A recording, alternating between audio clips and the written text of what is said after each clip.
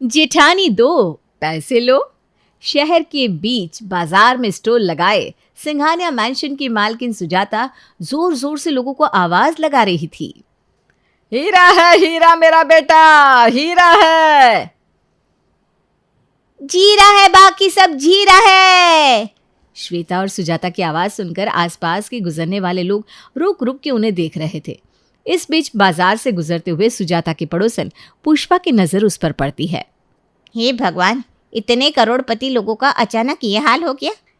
बता, चौराहे पर घर की बहुओं को स्टॉल लगाना पड़ रहा है। हे भगवान, इसीलिए मैं कहती हूँ वृंदा, पैसे हैं छुपा कर चल, लग गई ना नजर इन्हें। मुझे तो कोई और ही मामला लग रहा है पुष्पा। देख नहीं रहे कैसे स्टॉल पर इसमें अपने बेटे की इतनी बड़ी सी फोटो चिपका कर रखी है। चल ना सामने जाकर पूछते हैं क्या मसला है। वृंदा और पुष्पा राजा बेटा स्टॉल के पास जाती हैं। ये है देवरानी का वादा, मुनाफा होगा दोनों पार्टियों का आधा आधा। तू बेच क्या रही है बहू? बेच नहीं रही हूँ आंटी जी, जिठानी की तलाश कर रही हूँ। आप तो जानती है, जैसे जैसे भैया की उम्र बढ़ रही है उनके लिए लड़की ढूंढना कितना मुश्किल होता जा रहा है हम सब के लिए। कुछ समझ में ही नहीं आ रहा था। फिर आखिर में मुझे बीच चौराहे पर आकर जिठानी ढूंढने के लिए गुहार लगानी पड़ी। सुबह से 15 लड़कियों के घर वालों ने रजिस्ट्रेशन कराया है। अब रात को आराम से सारे नंबर्स पर कॉल करेंगे और फिर एक एक लड़की वालों को जेठ जी को दिखाने के लिए घर बुला लेंगे। हे भगवान, तो ये बात है। पीयूष की शादी के लिए तुम क्या क्या करोगी श्वेता? कौन मानेगा कि तुम वही लड़की हो जो आज से 2 साल पहले पीयूष को देखने आई थी। आज से ठीक 2 साल पहले श्वेता के परिवार वाले गाड़ी से सिंघानिया हाउस की ओर जा रहे थे। पंडित जी ने कहा है ये रिश्ता हाथ से जाने मत दीजिएगा बहन जी। पर लड़का हमारा बेटी से कुछ ज़्यादा बड़ा नहीं है, 6 साल का फ़र्क है दोनों में। आप पटंगी मत लगाइए जी, अभी तो हम वहाँ पहुँचे नहीं कि आप उल्टी बातें बोलने लगे। 5-6 साल का फ़र्क तो लड़का लड़की में होता ही है। मुझ में और आप में ही 7 साल का फ़र्क है, तो क्या दुखी हूँ मैं? गाड़ी चलाता हुआ प्रमोद अपनी पत्नी से बात कर ही रहा था कि अचानक श्वेता का जी मिचलाने लगता है। मैंने कहा था मुझे कार से मत लेकर चलिए पापा, मुझे ना कार में वॉमिटिंग होती है, मुझे ठीक नहीं लग रहा। मम्मी गाड़ी रोको ना। प्रमोद गाड़ी साइड पर लगा देता है और गाड़ी से निकलकर श्वेता इधर उधर टहलने लगती है। यहाँ तो कोई दुकान भी नहीं है, वरना मैं दवाई ले लेती। मेरा सर भी बहुत दर्द कर रहा है। श्वेता ये कह रही थी कि तभी एक हाथ श्वेता की तरफ बढ़ता है। आपको शायद मौसम सिकनेस है, पानी पी लीजिए, और हेडेक की दवाई है मेरे पास, आप चाहे तो ले सकती हैं। घबराइए मत, मैं कोई चोर वोर नहीं हूँ। एक्चुअली यही प्रॉब्लम मुझे भी है। कैन यू बिलीव, मैं यहाँ से 100 किलोमीटर की दूरी पर था कि मुझे मेरे घर से कॉल आया कि लड़की वाले देखने आ रहे हैं। इतनी जल्दी ना ही कोई ट्रेन मिल सकती थी और ना ही कार में आ सकता था, तो मैंने बाइक लिया और निकल पड़ा। और इमरजेंसी के लिए हमेशा कुछ दवाइयाँ और पानी की बोतल मेरे साथ ही रहती है। बस ये 2 मिनट की मुलाकात ही श्वेता को करण की ओर खींच लेती है। दवाई खाने के बाद श्वेता को अच्छा महसूस होता है और वो अपनी गाड़ी में बैठकर लड़के वालों के घर पहुंच जाती है। जैसे ही प्रमोद सिंघानिया हाउस के दरवाजे पर नॉक करता है, दरवाज़ा खोलता है करण। हे भगवान, मेरी बेटी का भाग्य बहुत ही अच्छा है केतकी जी। अब मुझे आपकी पसंद पर विश्वास हो गया है। मुझे क्या पता था जिस लड़के ने बीच रास्ते में हमारी बेटी की मदद की, हम उसी के घर जा रहे हैं। श्वेता के परिवार वाले लड़के वालों से मिलते हैं और दोनों परिवारों में बातचीत शुरू हो जाती है। ये है मेरा छोटा बेटा करण। ऐसे तो ये भी सेटल ही है, पर हमें शादी की हड़बड़ी अपने बड़े बेटे की है। दोनों में 6 साल का अंतर है ना। पीयूष बेटा ज़रा बाहर आना। अब कहाँ ही श्वेता को पीयूष भाने वाला था, उसे करण जो भा गया था। और यही हालत थी करण की भी।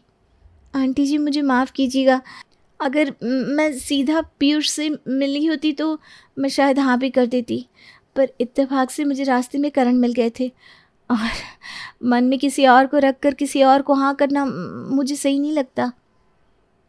श्वेता ठीक कह रही है बहन जी। वैसे भी ऐसे इत्तेफाक शादी ब्याह के मामले में तो होते ही है। मैं भी तो अपने लिए अपनी बड़ी साली को देखने गया था, पर मुझे पसंद आ गई केतकी जी। अब इस पर मैं क्या बोलूँ, मुझे तो कुछ समझ में नहीं आ रहा।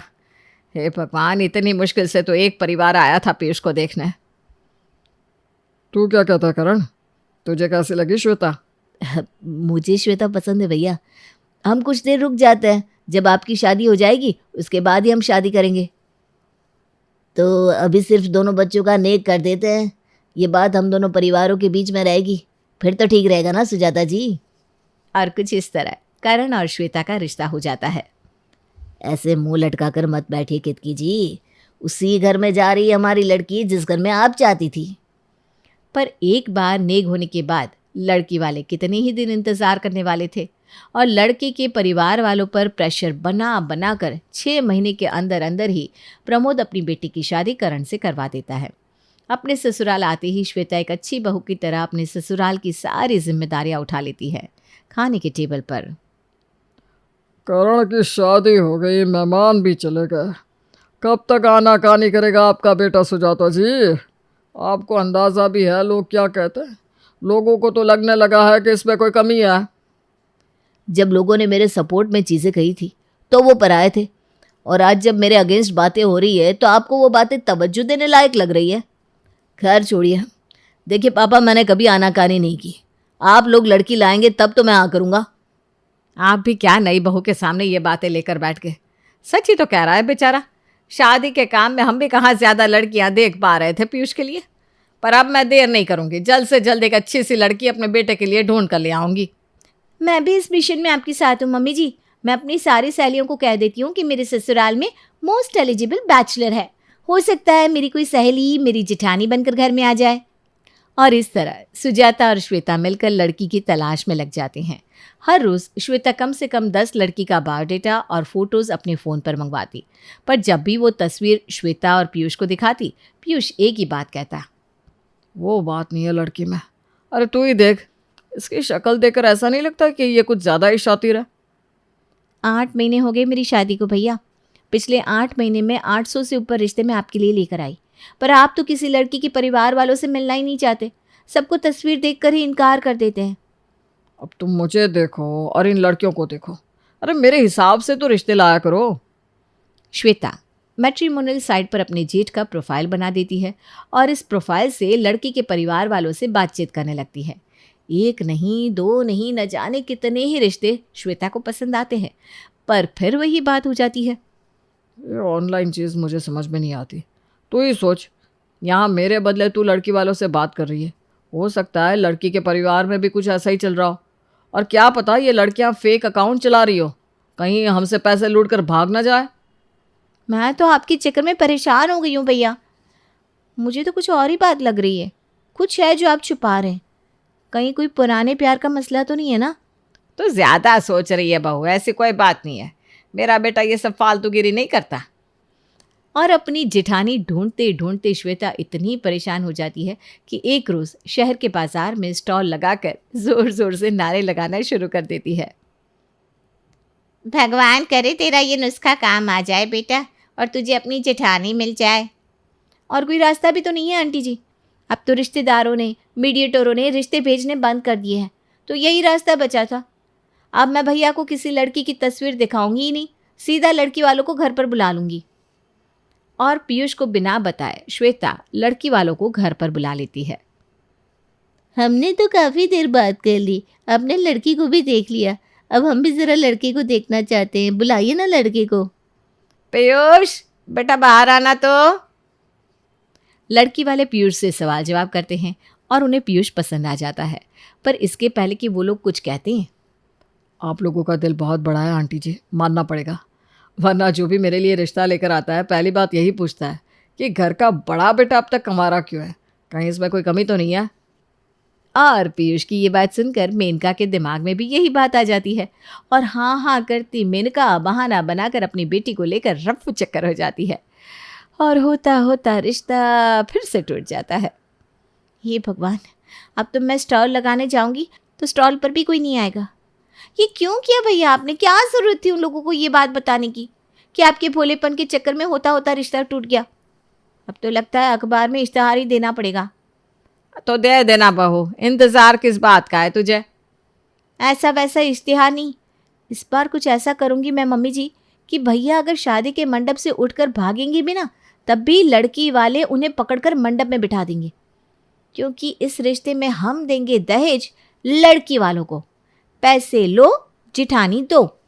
और अगली ही सुबह अखबार के हेडलाइंस में छप जाता है, वांटेड संस्कारी बहू जो अपने प्यार से हमारे घर को संभाल ले, 2 जोड़ी कपड़े में आए वो भी बहुत है। शादी हमारी तरफ से ऑर्गेनाइज की जाएगी, साथ ही साथ लड़की के परिवार की रिस्पॉन्सिबिलिटी भी पूरी जिंदगी हम ही उठाएंगे। इतना ही नहीं, इसके साथ साथ 20 लाख रुपए नगद दिए जाएंगे। लड़के के परिवार से मिलने के लिए नीचे दिए गए नंबर पर संपर्क करें। और ये हेडलाइंस पढ़ते ही अगली सुबह सिंघानिया हाउस के बाहर लड़की के परिवार की लंबी लाइन लग जाती है।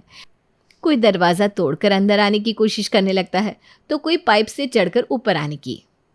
मेरी बेटी से शादी कर लीजिए पीयूष जी, मेरी बेटी से अच्छी लड़की आपको कहीं नहीं मिलेगी। अबे मेरी बहन को छोड़कर मैं किसी और की शादी पीयूष जीजाजी से होने ही नहीं दूंगा। बाहर हो रहे शोरगुल को सुनकर सुजाता और श्वेता दरवाजे पर जाती हैं। प्लीज़ प्लीज़ आप लोग शांत हो जाइए। पीयूष जेठ जी सबसे मिलेंगे, पर उसके लिए आप सभी को शांति बनाकर रखनी पड़ेगी, क्योंकि उन्हें ज़्यादा शोरगुल पसंद नहीं है। सारी लड़कियां एक तरफ आ जाइए और उनके परिवार वाले एक तरफ। हम एक एक करके सभी को अंदर बुलाएंगे और भगवान ने चाहा तो आज ही रिश्ता पक्का हो जाएगा। नींद से उठकर पीयूष अभी ब्रश कर रहा था कि वो अपने हॉल में देखता है कि लड़की वाले पहले ही वहां पहुंच गए हैं। ये लड़का हमें तो मंजूर है, क्यों बहना? हाँ भैया, मुझे भी मंजूर है। आप जो कहें, मेरे लिए तो वही पत्थर की लकीर है। आप अभी के अभी नेक कर दीजिए देवरानी जी। 20 लाख में से 5 लाख अभी कैश दे दीजिएगा, फिर 5 लाख सगाई पर और 10 लाख फेरे पर। जो नेक पर ही पैसे मांग रही हो, वो शादी के बाद मेरे घर को संभालेगी ऐसा लगता है तुम्हें? अरे आजकल दुनिया तो पैसे पर ही चलने लगी है बेटा। वैसे भी शादी के बाद तेरा सब कुछ नेहा बेटी का ही तो होना है। अगर कंकर से ही कुछ चुनना है तो कम से कम अच्छे साइज का कंकर तो चुनिए मम्मी, जो चुभे नहीं। बाहर लंबी लाइन लगी है और लड़की देख लीजिए। ये भी नहीं, वो भी नहीं, वो भी नहीं, ये भी नहीं, कोई भी नहीं। पीयूष को कोई लड़की पसंद ही नहीं आ रही थी। न्यूज़पेपर पर छपे इश्तिहार को देखकर एक अनजान लड़की पीयूष के नंबर पर कॉल करती है। वो मैंने न्यूज़पेपर में आर्टिकल पढ़ा। अब न्यूज़पेपर में मेरा नंबर दे दिया श्वेता ने, हद करती है ये लड़की। आपको तो फर्क नहीं पड़ेगा। सही बात है, कमी तो मुझ में थी ना। अब कोई लड़की 20 लाख रुपए की लालच में ही क्यों ना आ जाए, आपकी मम्मी को मंजूर होगा। पर मैंने ये नहीं सोचा था कि तुम इतनी जल्दी पिघल जाओगे। मैं तो नहीं पिघली। सिम्मी, तुम गलत समझ रही हो सिम्मी। मैं आज भी। इसके पहले कि पीयूष कुछ कहता, फ़ोन कट हो जाता है और पीयूष की बात श्वेता सुन लेती है। कौन था फ़ोन पर भैया? कौन थी वो लड़की? ये 10 साल पहले की बात है, जब मैं सिम्मी का हाथ पकड़े उसे इस घर में लेकर आया था। मैं और सिम्मी बचपन से एक दूसरे को पसंद करते थे। एक साथ स्कूल जाना, एक साथ ट्यूशन जाना और फिर पढ़ाई भी हमने एक साथ पूरी की।